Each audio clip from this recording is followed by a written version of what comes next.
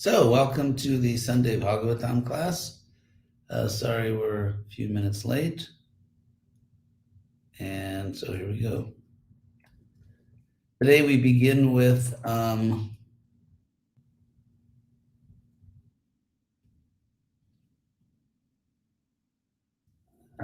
first canto, chapter 13,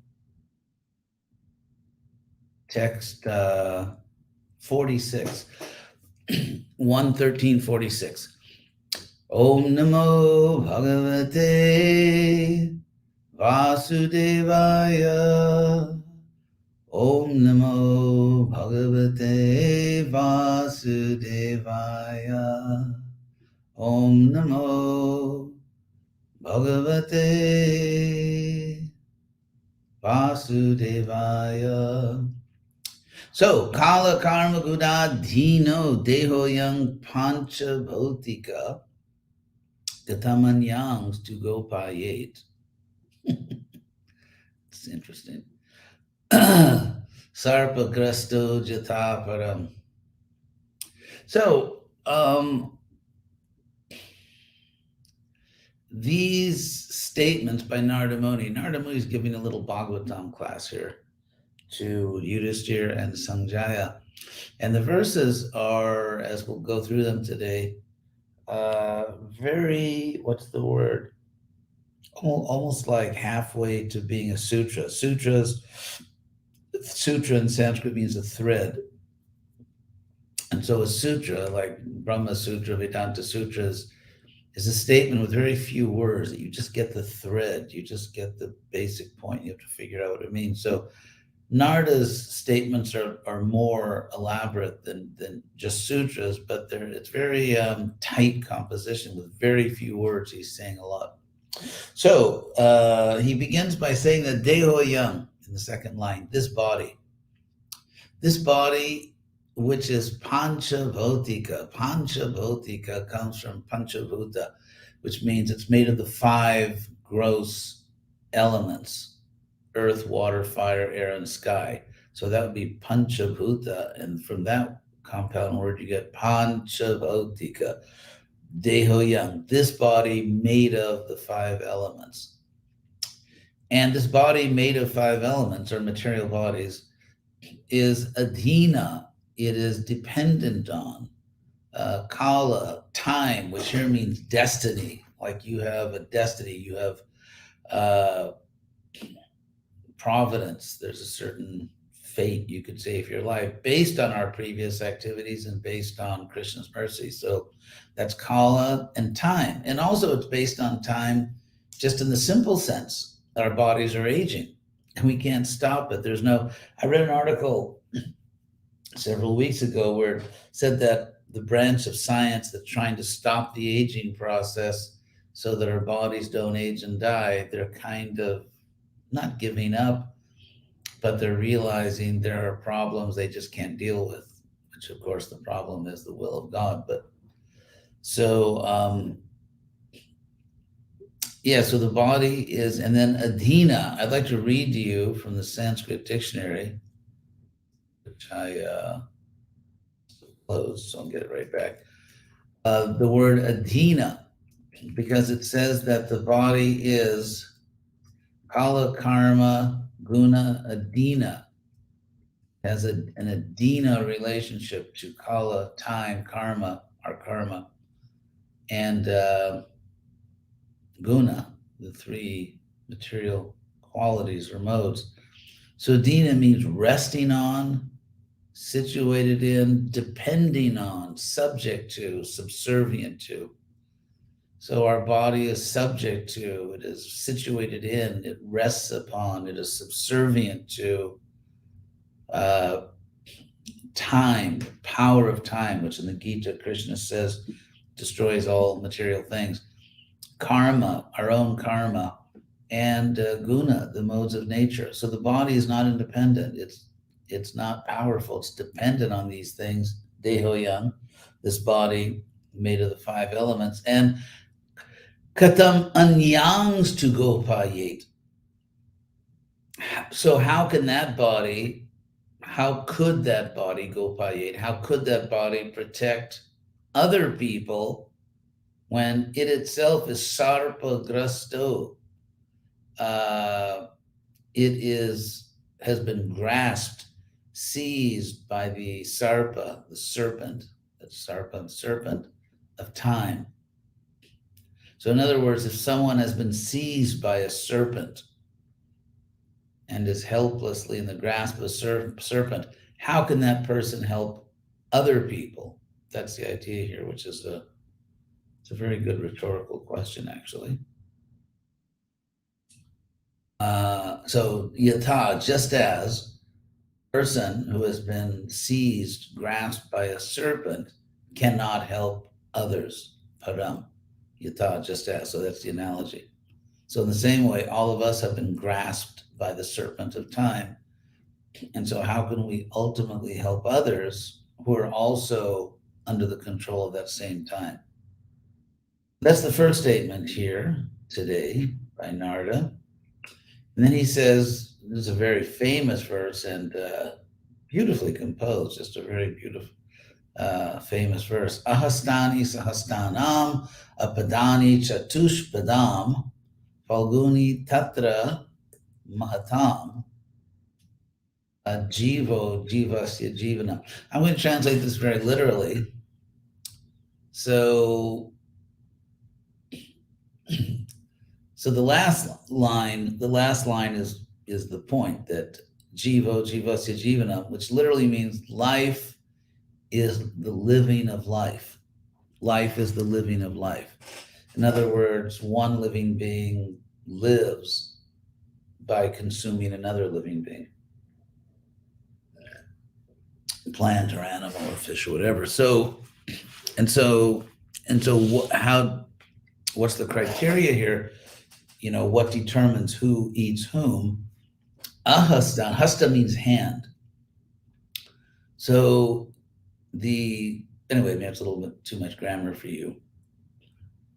Okay, I won't go on because it's very beautiful. It's very beautifully composed. But anyway, so ahasta means without hands. So ahastani, it means bhutani, creatures without hands, are jivanam, are the living of, in other words, the food of those sa hastanam. Sa means with, means without. So ahastani sahastanam apadani, those without legs are the living or the food of chatushpadam, of those with 4 legs, 4-legged creatures. Interestingly, that means that animals without legs are not food for the 2-legged, namely human beings. We're not supposed to kill other creatures.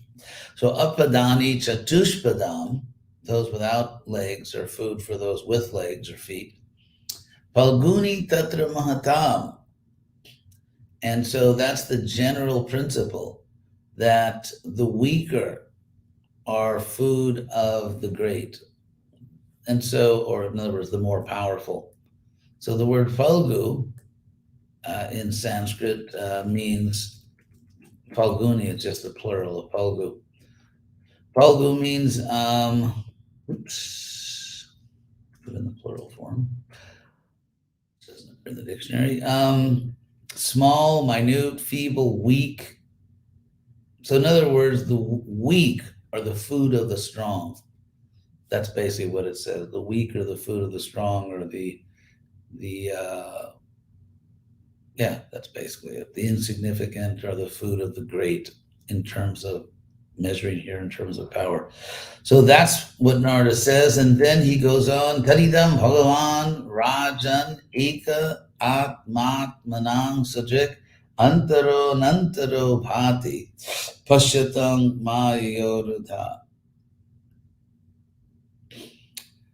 So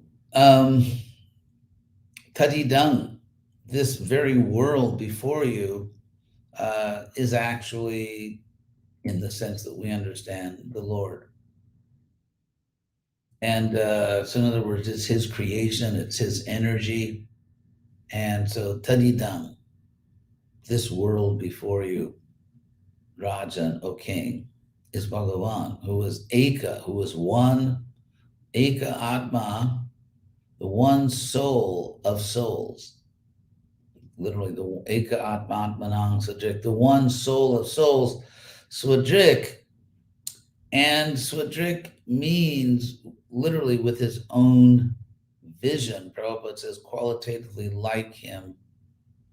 Anyway, I understand how Prabhupada's translating that there. Won't go into all the technical details, but so the world, what is it? Yang hi Vishwam Bhagavani Vetaro. The Bhagavatam says that this universe is like Krishna.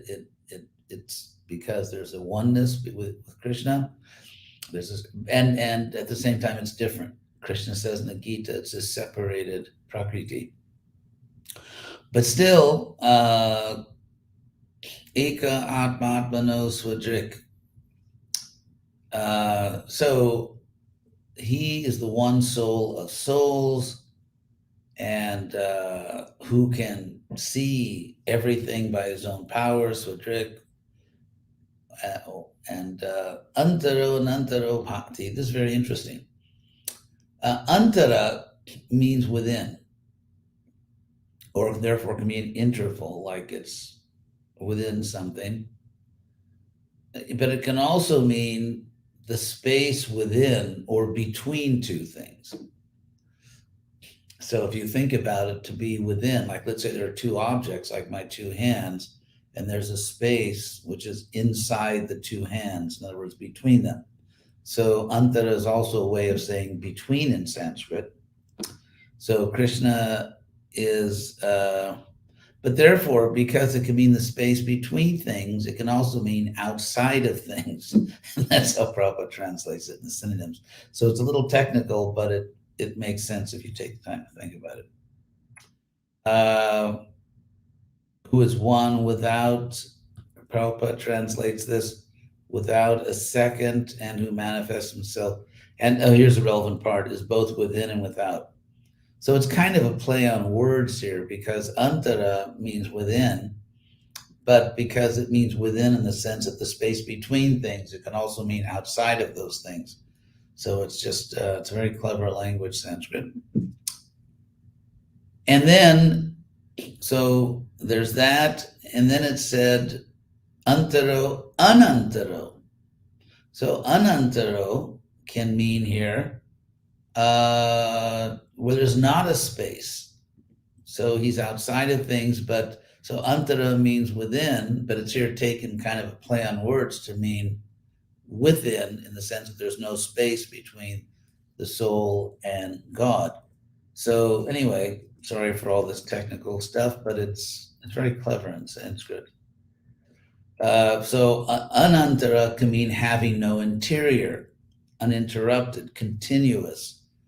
So it's anyway, there's a lot going on here. These apparently simple words, or you can just take it literally, mean that Krishna is within and without everything. Bhakti appears. Bhakti can also mean shines, but and also means appears. So pashyatam, see him, behold him, pashyatam. Narada says to Yudhisthira and Sanjay, in other words, you're thinking about so many things, you're focused on so many things, but see him, behold him, the Lord.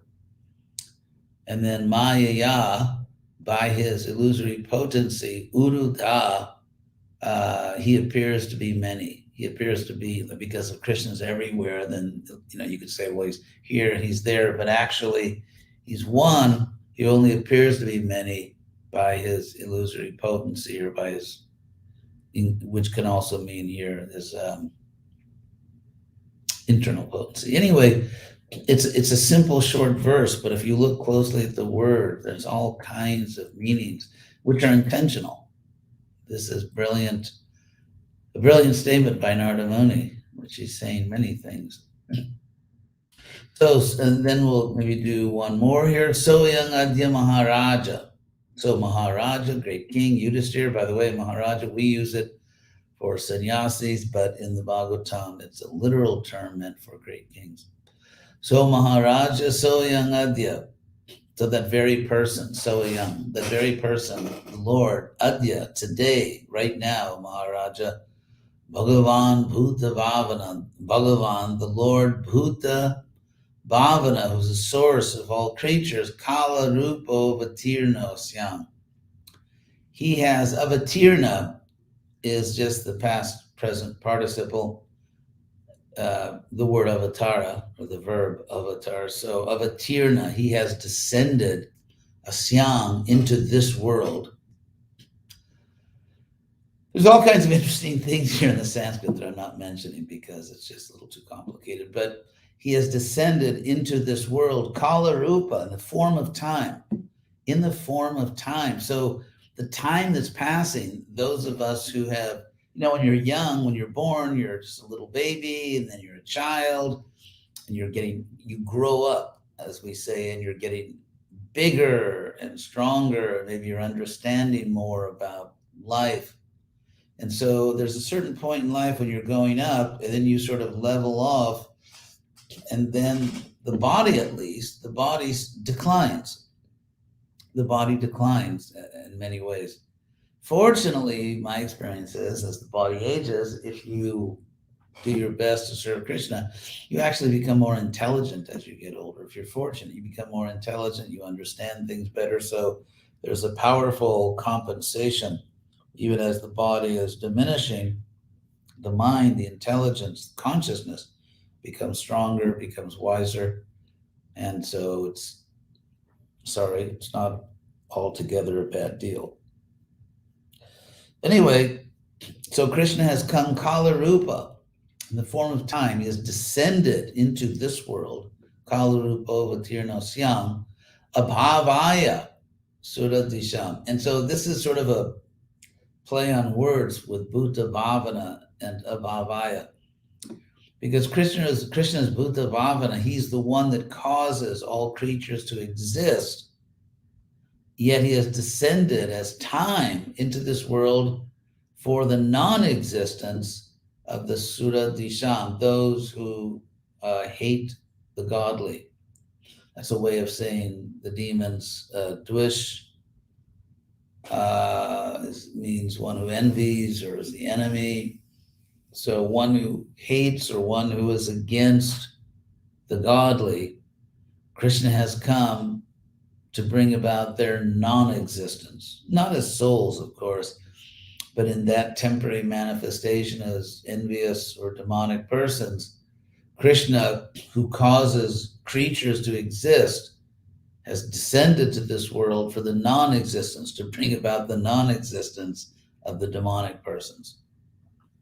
So that's the idea. And I'll read one more verse, and we'll see if there are any questions. There, Nishpaditam.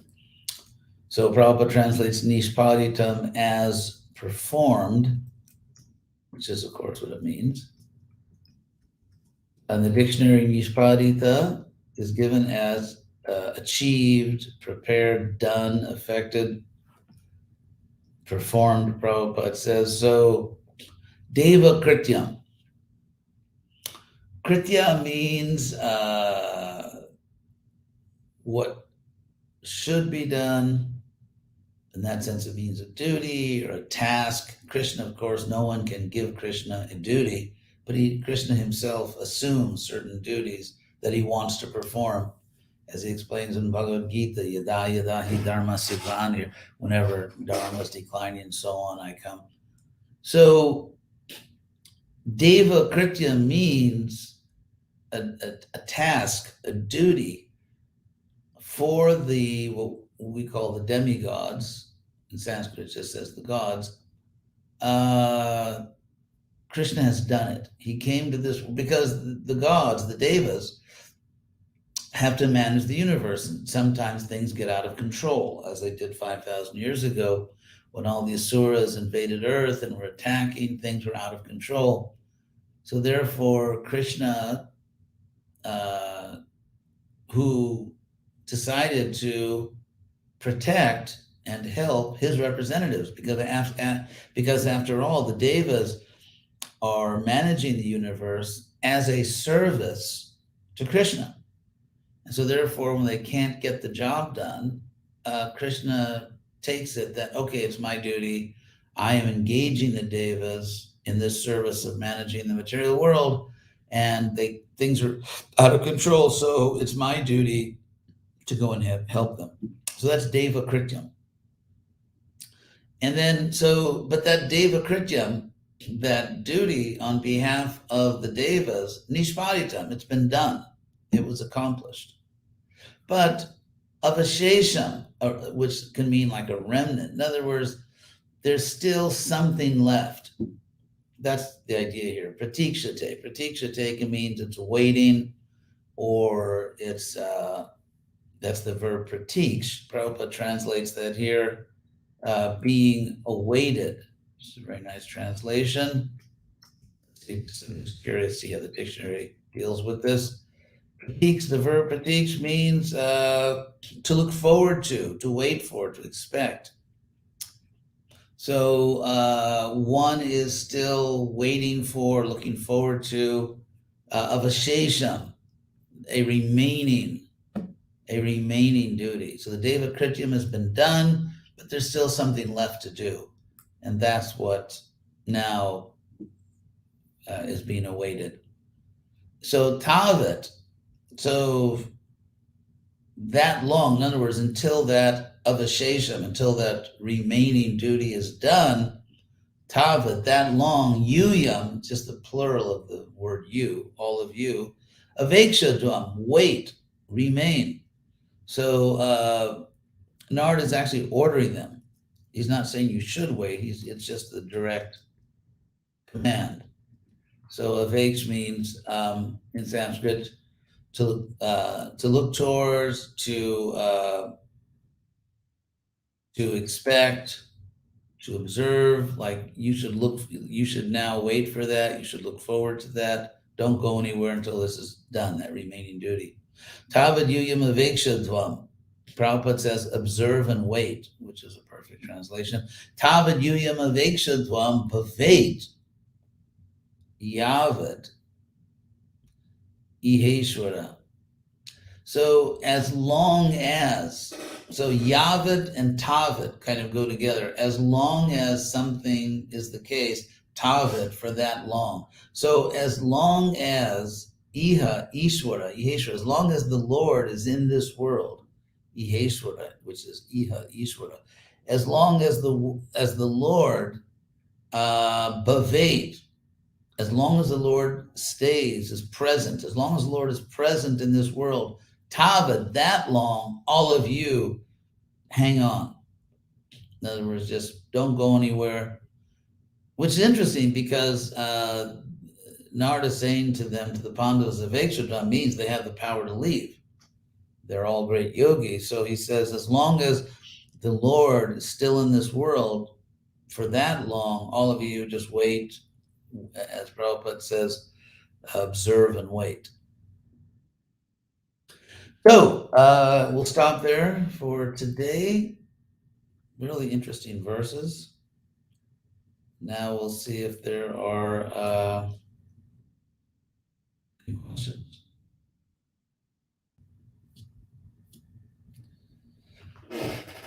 Let's see here.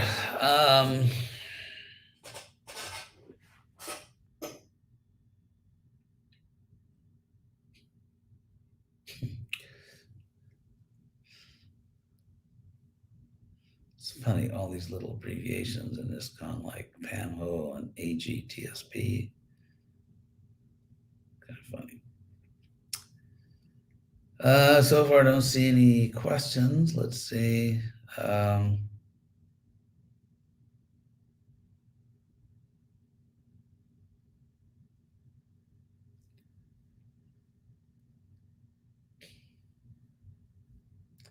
Jagat Palana.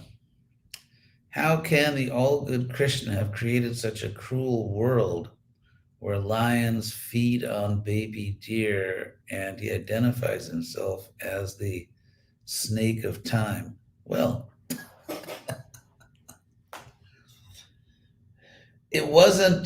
it's not that conditioned souls are not inclined to take birth as lions and feed on baby deer, but Krishna kind of induces them to do what otherwise they would never personally want to do. It's just the opposite. Krishna has just, because after all, no soul is forced to be a lion. If there was not any soul that wanted to be a lion, there wouldn't be any lions. There are only lions because some people signed up for that. So Krishna says in the Bhagavad Gita, nadate kasyachit papam, I do not take responsibility for anyone's sinful activities.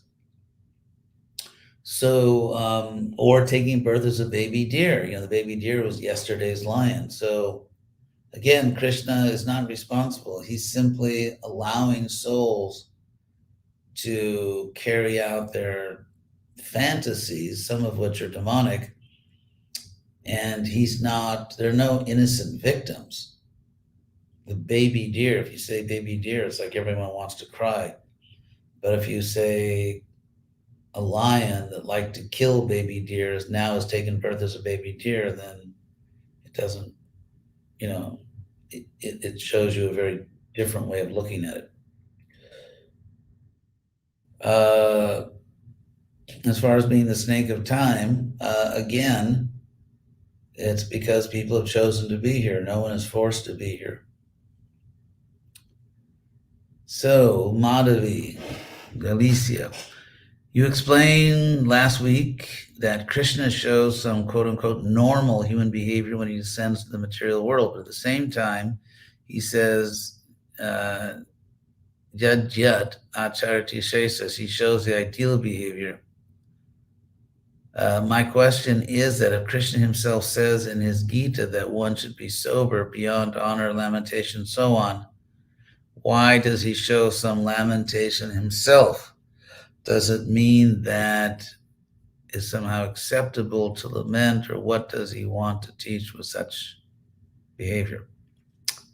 First of all, Krishna doesn't lament a lot in his pastimes. It's just like he does it a little bit just to show that, okay, this is what human beings are like. And the next minute he stops lamenting. So, as devotees, what Krishna is showing, in my view, is that in this world, Krishna is perfect, but we are not perfect. And so sometimes we may lament, but we should be like Krishna. We should follow his example and then transcend our lamentation and see, so to speak, the silver lining and understand what's really happening beyond the material covering. But yes, Krishna is not like a big lamenter.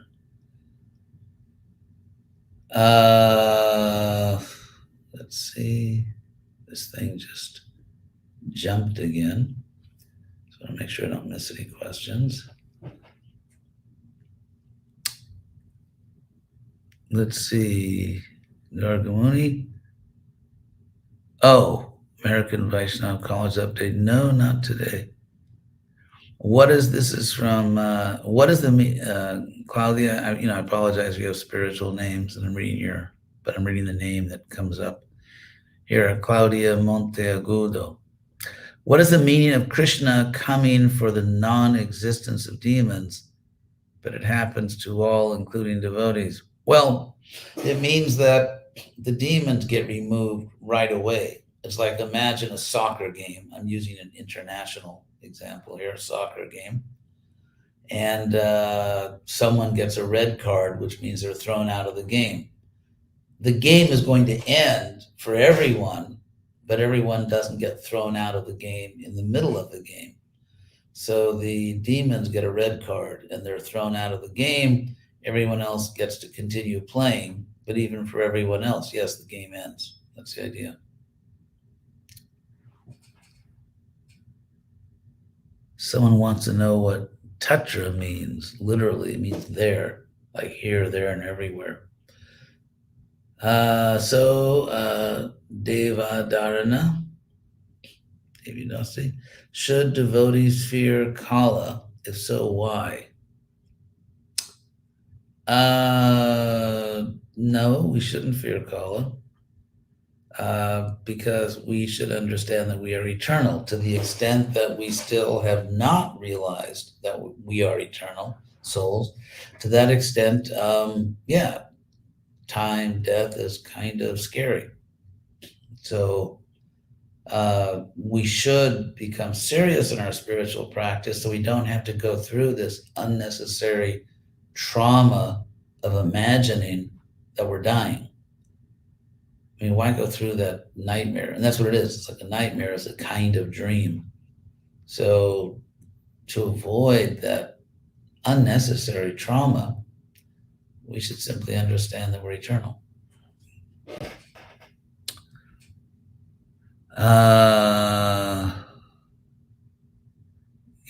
Yes, the stronger eat the weaker, someone asked. So Leelakar,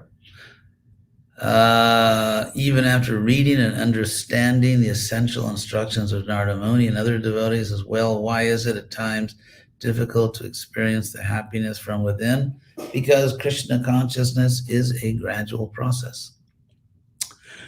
So Radha Kanta, I will translate from Spanish. How can we maintain or sustain, sostener, compassion, a healthy compassion, or recognize that we feel sorry for the pain of others, whether they are animals or humans? How can we do this in a equilibradamente, in a balanced way? In a balanced way, avoiding a fall into emotional, sort of getting emotionally stuck.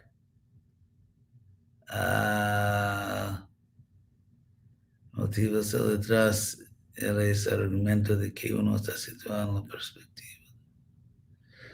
Yeah, the compassion is not mundane lamentation. Compassion is a spiritual emotion that does not cause suffering to the person who feels compassion. So, thank you all very much. Those are all the questions which appeared on my screen. So, thank you all very much for attending our Sunday Bhagavatam class. I hope we'll all be back together next Sunday. Hare Krishna.